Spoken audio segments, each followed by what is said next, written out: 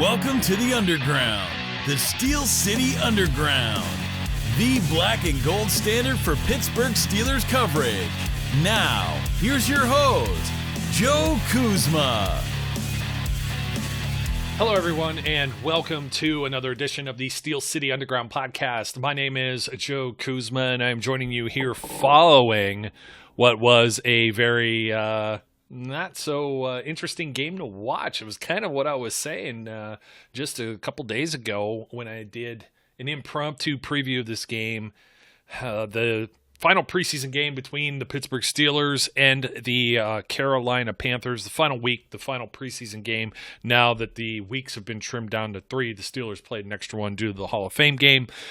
They lose their first game of the preseason. Not that we're really keeping scores or keeping count of records that ultimately do not count, but a 34-9 drubbing over in Charlotte. Oh my goodness.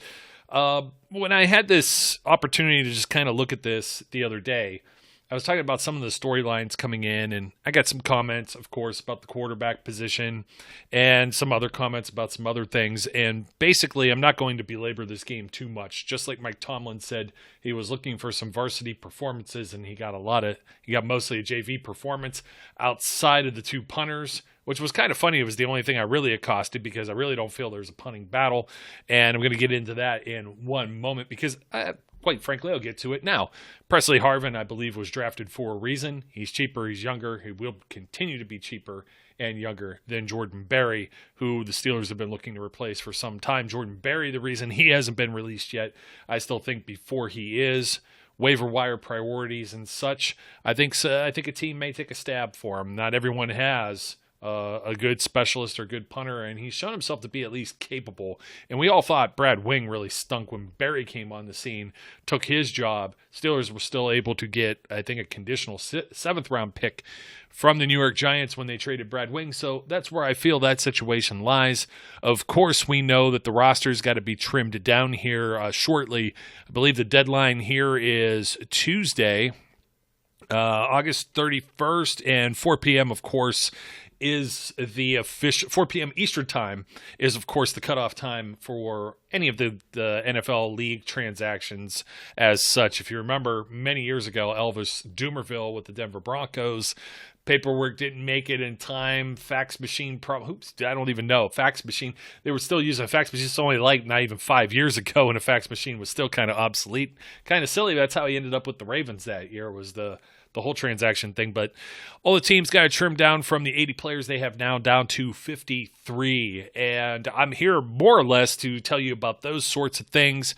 I'm not going to sit here and say I told you so when it came to the quarterback situation, other than I will say, man, it wasn't pretty. I was expecting a little bit more. At one point in this game, I think Dwayne Haskins had attempted 9 passes, I forget how many yards, and he had a 2.5 quarterback rating. They just couldn't get anything going. Benny Snell wasn't looking very sharp either. He did bust off one long run.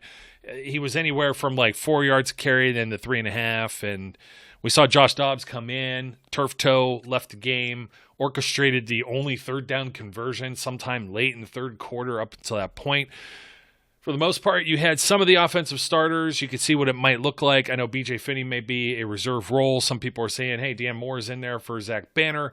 I think Dan Moore has shown a lot to maybe steal the starting position from Banner. We'll see, because Banner, they've been kind of holding it close to the vest there, and Mike Tomlin didn't really say, but he said he was holding off some players for certain reasons. You had some players who didn't participate in the game or got hurt. Let me see. Let me cover this real quick. I mentioned a turf toe with Josh Dobbs. Marcus Allen had a hamstring injury, and Cam Canada got sick was sick and did not return after warmups. Anthony McFarland and Zach Banner were left in Pittsburgh to deal with injuries. So I don't know if this is still part of the recovery process with Banner, if he's going to be available week 1, but you have to like what you're seeing with Dan Moore. So at least 4 of the 5, Trey Turner being the one that was left off here, starting with Dwayne Haskins, no Deontay Johnson, no Juju Smith-Schuster. So James Washington got some time, got to see Chase Claypool, dropped the pass he probably should have had. No Eric Ebron. So you had a little bit of a mix, but the Panthers were playing more of their starters. And, of course, they didn't have 4 preseason games. They didn't have the extra game that the Steelers did. Dress rehearsal for the Steelers was last week, and it's the reason why, I was making this comment about why they were sitting Mason Rudolph in addition to Ben Roethlisberger. They wanted to get the reps for Haskins. Haskins hasn't been with the team as long, get some rapport with some of these players. It just didn't quite work out the way they would have liked. And, of course, a lot of that has to deal with first team, with the exception of CMC. Christian McCaffrey wasn't playing for the Panthers. But when you got guys like DJ Moore and Sam Darnold, you got the starting quarterback out there. They were doing Chuba Hubbard was out there too. Someone was just drafted. It wasn't one of those situations that was good for basically back up the third string defensive players to kind of, show their wares, so to speak. Chris Wormley impressed me. I still like Isaiah Loudermilk quite a bit, but you had, I had some comments over on YouTube, some comments on social media. Joe, what about some of these position battles? Jameer Jones, for example. There's a love affair with certain players. Everyone gets their camp phenoms. You've been listening here for a while. Mine has been Kevin Rader the whole time all along. I think he had maybe the best shot of making this roster. For Jameer Jones to get on this roster, he's got to leapfrog a few guys. And same thing with Matthew Sexton. Wasn't a good look for him making that decision to touch the ball, losing it, fumble. Those are the type of things that cost you a job, not win you a job. And I didn't think coming into this that there was a whole likelihood that some of these other players, aside from what I was talking about with the quarterbacks, which both of them are safe. I believe Rudolph, Haskins safe. I'm going to get into who's a lock on this roster. I had about 36 players that I had as locks for the roster out of 53. So we're not talking about a whole lot of extra positions. I have like 17, and some of these are even negligible too, as to they're between 1 and 2 players, really. I mean, I've been talking about Kalen Ballage, Benny Snell. I don't think either of them are necessarily safe. I don't think either one of them are necessarily locks. It depends on some of these other positions where the Steelers end up keeping players, and that's where I'm going to head at right here. Going to break this down because I believe some of these moves are going to start happening fast and furious, and we may even have more to talk about even come Monday or Tuesday. We may know more of this information, and we'll have some of this more finalized. But I'm not here for a gotcha or aha moment with Dwayne Haskins.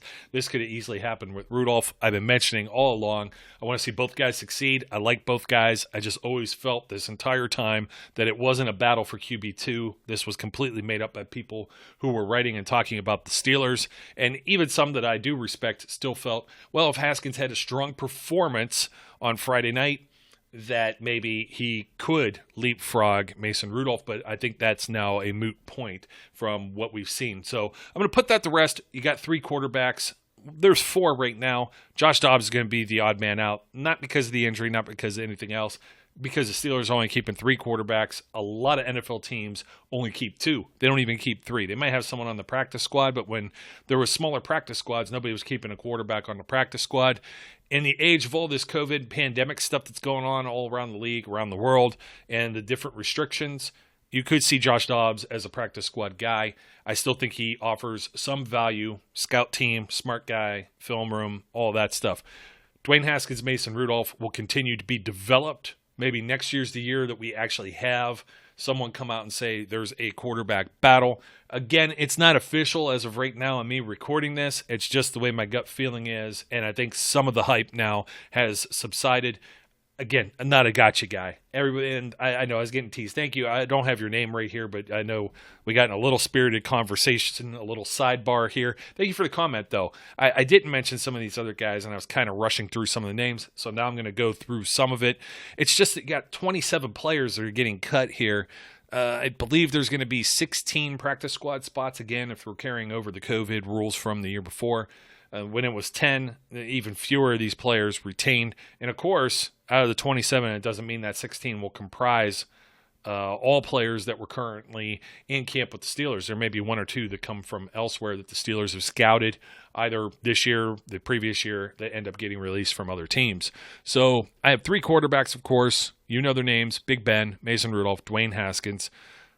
And those guys are all locks for the roster, okay? As I consider, I think I had 36, 37 guys that were locks.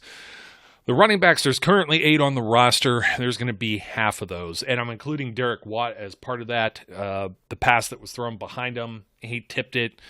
Just not the best look for everyone involved in that play. But Derek Watt's also a special teamer, has a lot of value in special teams play. That was one of the primary reasons he was signed last year. Steelers will also utilize him as a fullback.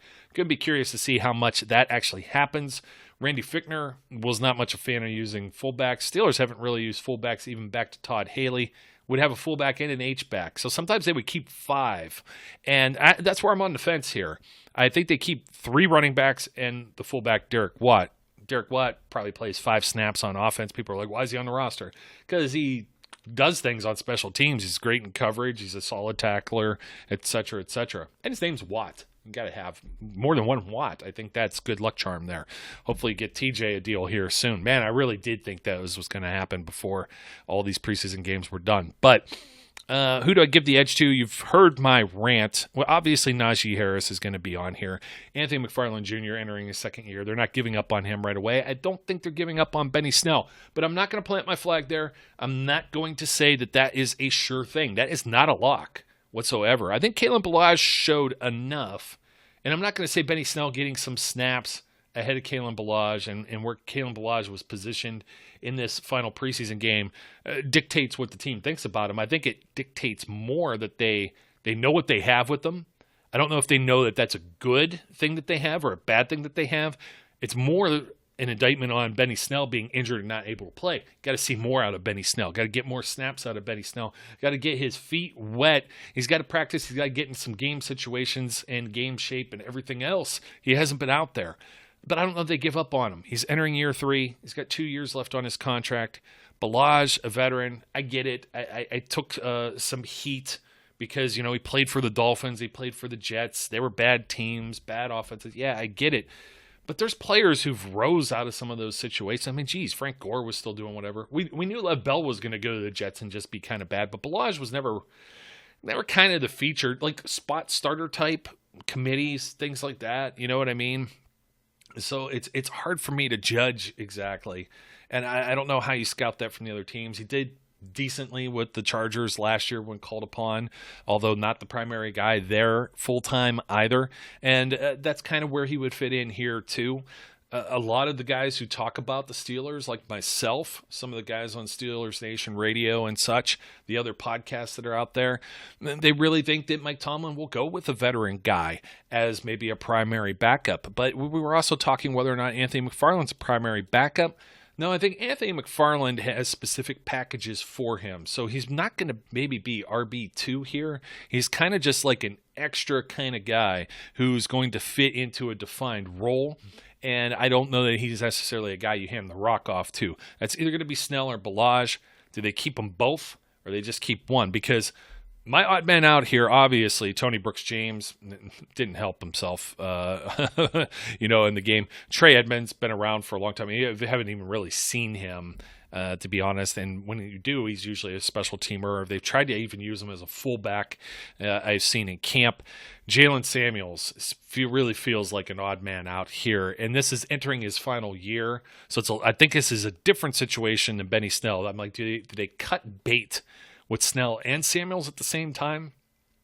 I think that's a tough sell. And like I said, I think it's more likely that somebody picks up Benny Snell. Benny Snell would be somebody that goes on waivers as opposed to like a vested free agent and becomes a free agent immediately. So if Kalen Ballage, I believe he might be vested. He might not be vested now that I'm thinking about it. Because he's got 3 years in the league? Ooh, that's a good question. Let me look this up real quick because that's the main difference is you become vested and then, let's see, 2018, 2019, 2020, 3 years. Okay. I don't know what the cutoff is. Vested veteran in the NFL, player with 4 more of accrued years, that's kind of what I thought was like a second contract type guy. So just wanted to check this out and verify it for you. Non-vested veteran, less than 4 years of accrued service time. So Ballage, I believe, will still be subject to waivers here. So Anyways, take that as you will. I still think it's somebody that will go through waivers, Balaj, that has a better chance of making it out of waivers and coming back to the practice squad and then being called up on Sundays. One of those extra players that gets called up if you have at least 8 offensive linemen active. You can put 55 instead of 53 for your roster. It's kind of like one of those guys that gets protected during the week.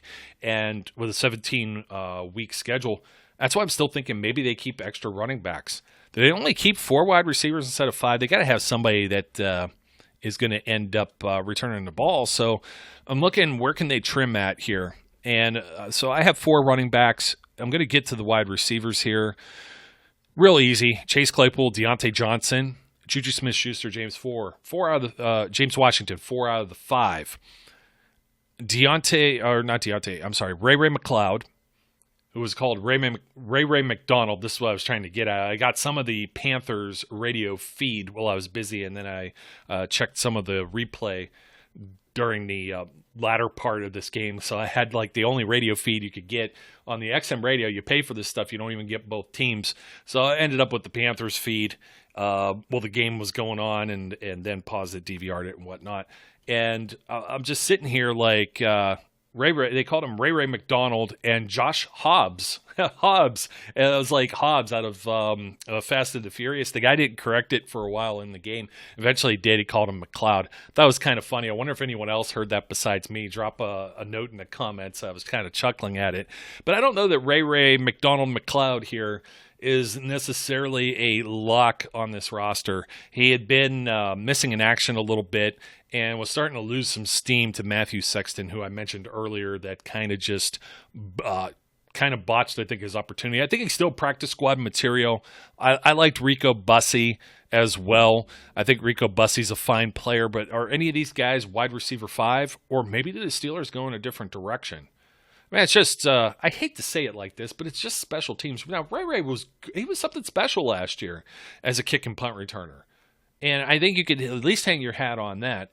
But again, anything that's special teams like this, guys who kick a ball, guys who snap, guys who return, it's just like, I hate the word dime a dozen, but you're on borrowed time all the time.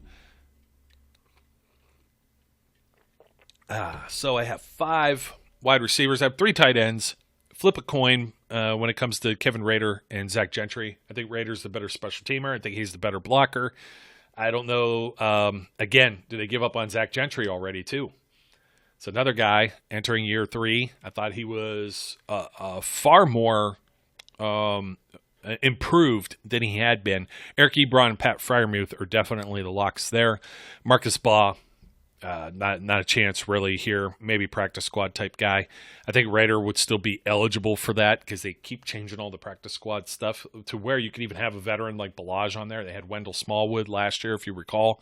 And that's what kind of like gets me in some of these instances too, is you have these preseason performances, and we've seen it all the time. We've seen Arthur Moats have good preseason. We've had Damone Patterson in the past, Shackham Phillips, a wide receiver. If you don't remember Patterson was another one of my Youngstown State guys, FCS school wide receiver. He lit it up during the preseason. He really didn't even have a prayer to make the team.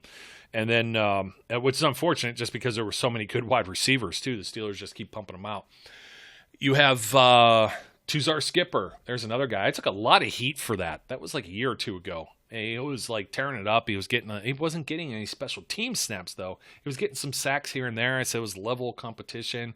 And I can't remember if he actually made the initial roster and got released, or got released, made the initial roster, was there for a spell, practice squad, went to the Giants, floated back and forth, whatever. It's not a point of me trying to prove right. It's just the gut feeling I have on certain players and with the way the Steelers organization operates. So I don't have a gut feeling. In fact, I think Rader may have even started the game. I'm going to check my notes here, actually the game notes from the NFL. Did Rader start this game? No, because you know what? They actually have, did Ebron start this game? I don't have any snap counts, so I can't honestly tell you. They have Ebron listed here, though. Could have swore I saw Rader out there first here against the Panthers, but kind of a moot point. Doesn't really matter. I think both of these guys they're going to have an opportunity. One's going to be on the 53, one's going to be on the practice squad. I think they're both very evenly matched. And to be honest with you, when I say it's a coin flip, I probably talked too much about it already. Offensive line is interesting, though. Like I said, with Zach Banner, I don't think he's not in any danger of like being cut, but I just don't know what his role is going to be. Or are they that impressed with Dan Moore so far? Moore has been a monster against the guys he's been playing against. Now, I understand he's going to be playing. You got guys around the league that are, I'm not going to say in TJ Watt territory, but they're the best pass rushers and veteran players on the other teams that aren't playing in these preseason exhibition games that Dan Moore isn't facing right now. So what's he going to look like again? It's like when Tomlin tries to make that analogy between JV and varsity. Let's see where Dan Moore is. But, man, he's been impressive for a rookie. Imagine, and I don't know if they do 2 rookies on this offensive line. Right now they have 13 offensive linemen. They're going to keep at least 8. I think I might actually have them here with 9. And this is a spot where they may be able to, I picked 9. This is a spot where if they wanted to keep an extra player somewhere else, maybe they trim. I got some other spots. Usually I always trim from the defensive line, and I've been wrong every year. They keep more guys than I assume. And they've been keeping maybe fewer linebackers than they used to. It's always been in an 8 to 10 range. Offensive linemen, 8 or 9 is usually a good number, and it's because you need at least 3, and you're going to have 8 on game days. But then if you have an injury, what do? So Zach Banner's in. Kevin Dotson's in. Kendrick Green's in. Dan Moore's obviously in, Chukwuma Okorafor, and Trey Turner. Those are, I think, 6 right there. I have J.C. Hassenauer, B.J. Finney, and Joe Haig rounding that out. So Banner, Dotson, Finney, Green, Haig, Hassenauer, Moore, Okorafor, Turner. Didn't see much out of Haig. I think they're like looking and evaluating certain guys. It's almost kind of I don't want to even say it's an appreciation thing. You're going to get more playing time, even if you're not going to be on this roster in a few days in this final preseason game, but they're also going to make sure some of these other guys don't get banged up or hurt, or they've already made their determination on them. So it's tough to say with a guy like Haig, who I thought has been fine. Rashad Coward, also in the same kind of position, could surprise and be there. B.J. Finney, I don't know, it kind of concerns me. And they've had Hassenauer taking a lot of snaps at center. We haven't seen Finney come over and play center. He's been playing more guard. And specifically, well, he's been playing both sides. I can't say that. But Dotson got his spot back, so then he's playing for Turner. I'm going to see if Turner's a guy we haven't seen a whole lot out of. I don't know if that's veteran privilege. I don't know if that's we signed this guy and maybe he doesn't have – maybe he's not the player that we thought he could be coming back off of like injuries and things like that. So just a little cause of concern here, a little bit of caution to the wind. I'm not going to say it's necessarily going to be the case, but this is a whole you never know. So I don't have as many locks here on the offensive line. Technically it's 5 because you got the guys that were drafted, the guys that are under contracts, like Green, Moore, rookies, Dotson, he's still young, Banner, contract, Okorafor, contract, former starters. Those are the guys going to make it. I'm going to jump over to the defensive line. There is the few locks. You know the guys that are going to be on this roster. Now, it'll be interesting to see what happens with Stephon Tuitt here, who's still dealing with a lot of personal issues and hasn't been playing. Will he be there for week 1? Will he be on some type of will he be exempt somewhere on the roster? It's tough to say what exactly is going to go on there. I don't have as many players that I'm cutting. Man, why did they list? You know what? This is going to screw up my linebacker numbers now. I got to double check this now. Yeah, they got Cassius Marsh listed here when he's an outside linebacker. Oh, I despise when they do this. They have him as a defensive end, so I'm going to have to apologize because even within my notes I had here. But TJ Carter is going to be gone. Henry Mondow, you know the guy with the long flowing hair, wearing 99. Oh, the old diesel number. Those are the guys I see gone. Tyson Alualu is definitely a lock. I have Cam Hayward as a lock.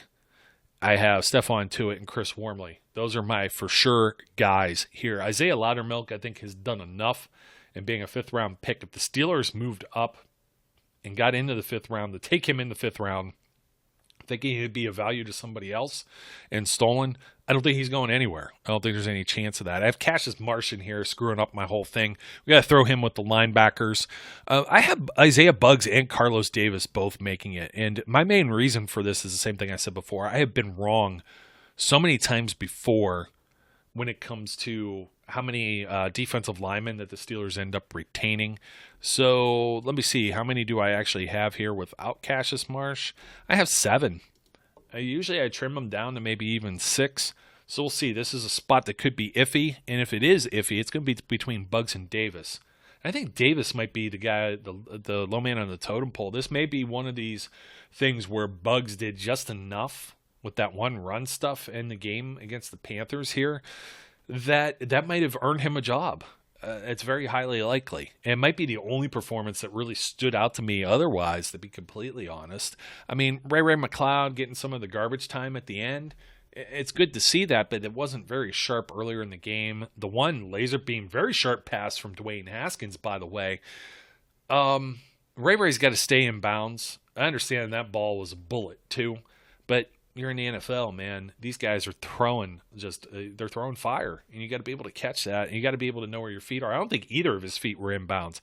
Too much credit from Bob Pompiani and Charlie Batch, by the way. And Charlie, what are you doing defending the referees on some plays? Sam Darnold and his hands going forward. That's such a great play and observation by whoever was making it on the sidelines. Like, what? No, they're terrible.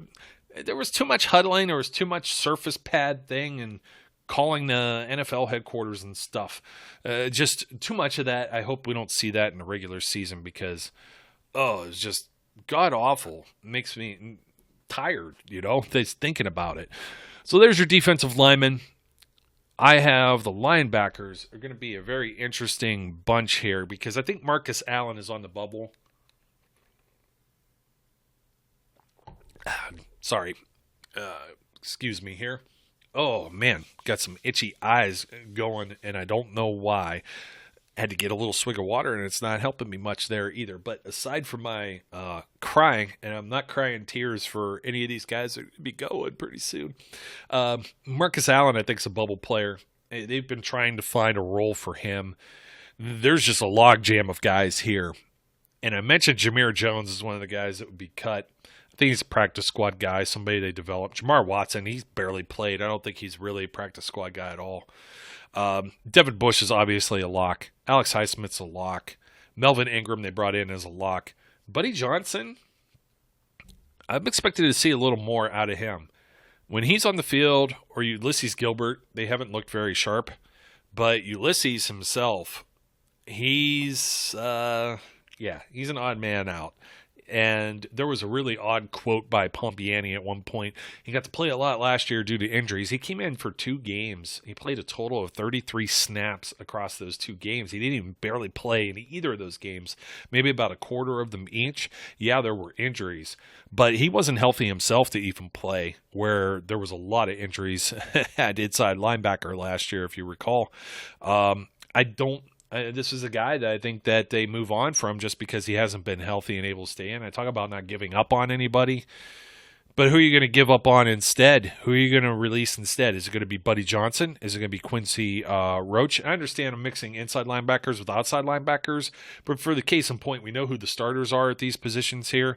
We know who some of the depth is. And then the rest of the guys are playing special teams. But you've got Joe Schobert, who they just traded for. Robert Spillane has looked really rough, and I think some of that has to do with scheme. I think some of that has to do with the guys he's playing with, but it almost looked like he was getting picked on, and this is the reason why the Steelers had made this move in order to get Joe Schobert. So Spillane, I have him as a lock, but I've been questioning it, to be completely honest, but he's a guy that's experienced, he's depth, he's a special teamer through and through. You've got your other starters. I don't think there's any harm in having them there. Obviously, T.J. Watt's on this roster too. And Cassius Marsh somehow sneaks into this since he was in the wrong spot. So I have Marsh, basically Marsh, and who am I looking at? I forgot Alex Highsmith's in here. So you have Marsh, Highsmith, Watt, Melvin Ingram, and Roach. So there's going to be 5 outside linebackers. That's not unusual. It was more unusual that they only had like 3 at one point, and then they had to add somebody else, like a Tuzar Skipper or Ola Adnei, someone like that, in order to even just have 4. I don't know who you would bump off of this. Maybe Marsh. Maybe he isn't as safe. So there's still a little bit of wiggle room here as far as that. But I still think Marsh is a guy that they liked enough that they brought back for this whole process. Again, not a sure thing. I'm not even going to say that Roach is a sure thing. But again, the rookies, I think it's the devil you know versus the devil you don't. The guys who've been around and the guys who haven't. Marsh has a little bit of extra time, a little bit of jump on Roach, and has been around the NFL, kind of the same kind of journeyman type thing as Kalen Ballage. So those are my linebackers. My defensive backs. This gets real interesting as well. The guy that we all liked early on in this process, Shakur Brown from Michigan State. He hasn't been given the opportunities, which tells me the coaches don't think he's ready. A lot of people like Mark Gilbert, but he's another guy that's on the outside looking in. I think the Steelers add to this group, by the way, and some of it has to do with injuries. Lafayette Pitts, Donovan Steiner, Lamont Wade. So I got corners and safeties here all together. Some of these are interchanging, which is the case of Trey Norwood, who was like ascended here to one of the favorites. Now they got him working out as a nickel corner. They have him playing safety. He's all over the place. He may be one of the primary backups at safety. I thought Miles Killebrew, who came in, he's not safe, but I think he's going to end up making the roster. Of course, you have your veteran players, Terrell Edmonds, Micah Fitzpatrick, Joe Hayden, Cam Sutton. Again, Cam Sutton, it's not an indictment on his play whatsoever. All these other injuries that you had originally, Antoine Brooks was to be the guy. He's not even on the list anymore to consider. And I thought maybe when I did my whole roster prediction a week or two ago over on SteelCityUnderground.com, I know I didn't do one here yet, just hadn't had a time or purpose to do it with all the games and the other news going on. But Arthur Millette, I think he has a spot. Did I mention James Pierre? I don't believe I did, but James Pierre's in here too. And Justin Lane. Is he safe? He's got to be one of the top depth guys. He's still like cornerback 4 if you're counting Sutton as an outside guy with Pierre after Joe Hayden, who's your number 1 guy, who's not getting any younger. It's kind of it is a little bit of a concern when it comes to depth in the area here. I think Norwood and Killebrew make me feel better about the safety positions. They don't make me feel great about it, but let's be honest. Who's going to jump in and fill Micah Fitzpatrick's shoes? I think a lot of people would notice, as much as some people complain about Terrell Edmonds, if he were out and injured and you had to put somebody else in for him, that could spell some trouble too. And it's kind of the way it is around all of these positions. I mean, the only one you feel really great about, do we really want Ballage in there instead of Najee Harris at 80 point or Benny Snell in there or McFarland? No, we don't want any of those guys. We don't want Rudolph or Haskins in over Ben.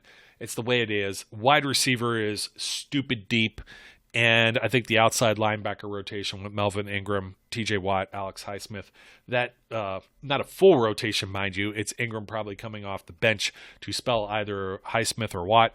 Those are the areas that are more deep, but everything else, it's like any other team. And some teams still looking for their starters, and of course, Steelers are here for like the offensive line. There's your more concerning area, I guess. We'll see how that pans out. And that was all of the defense. My last 3 peeps on here, I already mentioned Presley Harvin III will be the punter, without a doubt. Cam Canada, your long snapper. Chris Boswell, your kicker. And those are my 53 players. So that's kind of my thought on a lot of other guys. I didn't mention my other cuts on the offensive line as I'm scrolling back through this. I apologize. I thought Rashad Coward would be cut. I think it's he's just an extra guard where they have JCH and where they have BJ Finney. Do they keep 2 backup tackles or just 1 backup tackle? And this is where you're trying to figure out what's going on with Zach Banner, Dan Moore, Joe Haig. Concerning. And John Legou, he was taking some snaps as center too. He's listed as a tackle. He's an odd man out, as is Malcolm Pridgeon. So I didn't get to, I forgot. I apologize. I skipped over those guys. Let me see if there's anyone else that I missed here on the list. I think that, Chaz Green, yet another lineman. Jeez, I'm jumping all over. I apologize for that. So I guess I'll give you a quick rundown real quick of the 53 players. Starting with the offense, quarterbacks, Ben Roethlisberger, Mason Rudolph, Dwayne Haskins. Running backs, I have Najee Harris, I have Anthony McFarland Jr., Derek Watt, and I have a toss-up between Benny Snell and Kalen Ballage. I'm giving my personal edge on Benny Snell. I know a lot of people will poo-poo that idea. You can poo-poo it. Trust me. I don't feel that that's a sure thing whatsoever. And I say that by saying this could be either way. Maybe you find a spot for both of these guys too, of course. Chase Claypool, Deontay Johnson, Juju Smith-Schuster, James Washington, Ray McLeod, wide receivers, Eric Ebron, Pat Freiermuth. And I like to give Kevin Rader the edge over Zach Gentry. This is another coin flip. They will keep 3 tight ends total. Again, Zach Banner, Kevin Dotson, BJ Finney, Kendrick Green as hopefully your starting center. Joe Haig, JC Hassenauer, Dan Moore, Chuks Okorafor, Trey Turner are your offensive linemen. We get to the defensive line, Tyson Alualu, Isaiah Buggs, Carlos Davis, Cam Hayward, Isaiah Loudermilk, or Muscle Milk as I called him on Twitter. Stephon Tuitt, Chris Wormley. Linebackers, let me mention Cassius Marsh real quick because he's in the wrong list. Marcus Allen, Devin Bush, Alex Highsmith, Melvin Ingram, Buddy Johnson, Quincy Roach, Joe Schobert, Robert Spillane, TJ Watt, and to finish reading off the names posted on your high school wall to see who else made the team, Tyson Alualu, Isaiah Buggs, Carlos Davis, Cam Hayward, I got these guys already, Isaiah Loudermilk, Stephon Tuitt, Chris Wormley, your defensive backs, Terrell Edmonds, Minka Fitzpatrick, Joe Hayden, Miles Killebrew, Justin Lane, Arthur Millette, Trey Norwood, James Pierre, and Cam Sutton. And your specialists will be Chris Boswell, Cam Canada, and Presley Harvin. The third, the very fine punter, the big fine punter, PH3. I need to find something else. I don't like Brian's thing. I hate calling him fat. I don't know if Brian would have been called fat when he was fat. Now he's skinny, and you can't call him anything like that. It used to be like Kevin Smith. It's the same exact thing, like Silent Bob, except it's Silent Brian, because he's not here, obviously, right? Don't see him. So, folks, thanks for joining me. A little bit of a late night for me catching up on some of this. So I apologize if I'm a little scatterbrained here or there, but trying to go through these notes. I can't believe this. It's come officially from the Steelers. Like you download it right through the media portal, and it came here with Cassius Marsh in the wrong spot. Just because he's in the wrong spot, I'm going to cut him and make a spot so Snell and Ballage end up making the roster. Maybe. You need running backs, man. You just can't have guys that get hurt in season there. But I think it's pretty cut and dry. I think if you're following the pattern that I'm following, you don't make too much of a case for some of the players. It's really hard to say, yeah, Matthew Sexton ends up winning a position over Ray McLeod. Or the camp phenom wearing, Antonio Brown's old number 84, which, by the way, that's a good example of how spoiled we are. Not only were these preseason games pretty fantastic to watch, right? The first 3. And then this other one was kind of the stinker that I thought it would be. Clean football, competent quarterbacks. You got some things that were going, that were working nice. Not a lot of penalties for the most part. Rico Bussey was a guy early in this whole process that stood out to a lot of people. Practice squad, but you can't throw him out there for just Ray McLeod. They'd have to keep 6 wide receivers because I haven't seen Bussey return any punts or kicks to my recollection. I don't think you put Deontay Johnson back out there to do that. So I think that's a consideration you make as far as if it were to be like McLeod and Sexton. And they've handed the ball off to McLeod to jet sweep things. Just same thing with Claypool. So I think there's almost kind of like very rare that it happened, but Darius Hayward-Bay, if you remember that, kind of the speed guy that throws some things off here and there. McLeod's not that same guy, but he's got the special teams accolades there. So it's gonna be interesting. I think you could follow most of my thought process as I was saying. There's a few either ors. that are here, but some of these I think are pretty cut and dry as far as the guys who unfortunately played their last game in a black and gold uniform, maybe not an official game. Maybe they'll get one of the white or gold jerseys and be part of the practice squad and then come back and be part of this process next year. That's very highly likely with a good lot of them. And I look forward to seeing some of the development. I'm going to see what other moves there are. We're going to see if there's any trades. We're going to see if anybody comes up for the Steelers. I mentioned Jordan Berry. I don't believe the quarterbacks will be. Any of the quarterbacks, sorry. Not even Josh Dobbs. Josh Dobbs would just be a release. I don't see them sending Mason Rudolph or Dwayne Haskins off. That would be like a next year move. And that all depends on if Ben plays another year. Everybody just kind of thinks this is Ben's last year, and we don't know that for certain right now at this point either. So that's just, there's certain things we could speculate on. We should not maybe speculate on them in August of 2021 before we even get a full season of football in. So those type of things. Could Benny Snell be up on there? I mean, this was kind of the day you would want to showcase him and see some good film and some good things out of him, and I'm not sure that you necessarily get that. I don't know that the Steelers got that either.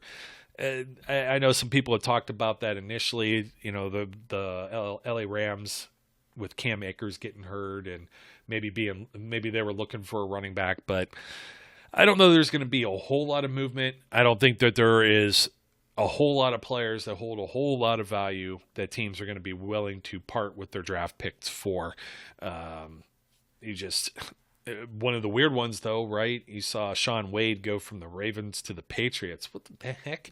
The two teams I disliked the most had to take an Ohio State guy that I liked and move him back and forth there. At least he's not on the Ravens anymore. He was having a heck of a preseason too, by the way. Somebody that the Steelers passed on, and a lot of you out there were really upset with that. And as more I was looking at it, I was kind of like, man, what are you doing here? Especially since, they're kind of thin with the DBs. So I'm going to stop rambling. I'm going to let all of you go. We're going to look forward to seeing what goes on in the next week. And then we're going to have some football just shortly around the corner. You're going to be able to enjoy your Labor Day weekend. And then fall's going to be upon us. It's the end of summer, so turning the leaf, so to speak. You see it always over my shoulder here on the side. 4 seasons: winter, spring, summer, and football. And football is here. So don't forget to like, comment, and subscribe. My name's Joe Kuzma. Thank you for joining us. Thank you for supporting the platform. And like I said, don't forget to comment. I jump in and I try and comment when I can. I don't want to start fights with people. Sometimes I take some things more personally that I would like. I just try and take a deep breath, adjust myself. And then there's trolls that come from the Cleveland Browns. You know what I'm talking about. We love you too.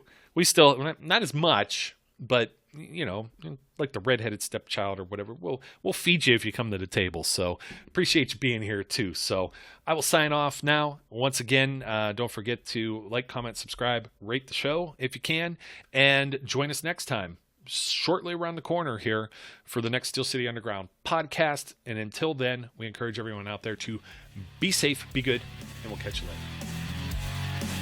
We would like to thank you for listening and remind our listeners to follow us on social media and our website, www.steelcityunderground.com.